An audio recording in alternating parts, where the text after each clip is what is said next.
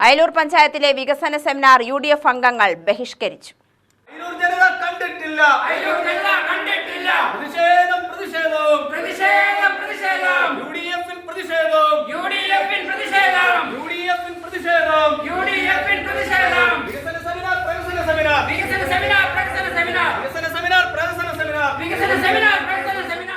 പഞ്ചായത്തിലെ ഭൂരിഭാഗം റോഡുകളും തകർന്നു കിടക്കുകയാണെന്നും പലയിടത്തും തെരുവുവിളക്കുകൾ കത്തുന്നില്ലെന്നും UDF അംഗങ്ങൾ ആരോപിച്ചു.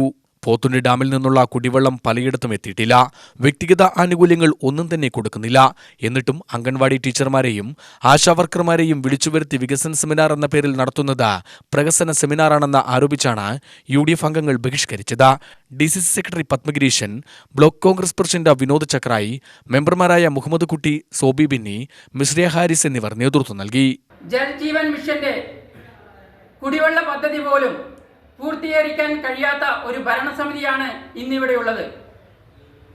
കുറെ DYFIക്കാരെയും അതുപോലെ ആശാവർക്കർമാരെയും അംഗൻവാടി ടീച്ചർമാരെയും മാത്രം വിളിച്ചു വരുത്തി വേറെ ആരെയും അറിയിക്കാതെ ഒരു വികസന സെമിനാർ നടത്തുകയും പഞ്ചായത്തിൽ സ്ട്രീറ്റ് ലൈറ്റ് പോലും എല്ലാ വാർഡുകളും കത്തിക്കാൻ പറ്റാത്ത ഒരു അവസ്ഥയിലേക്ക് നീങ്ങിയ ഒരു ഭരണസമിതി ഇത് ആദ്യമായാണ്.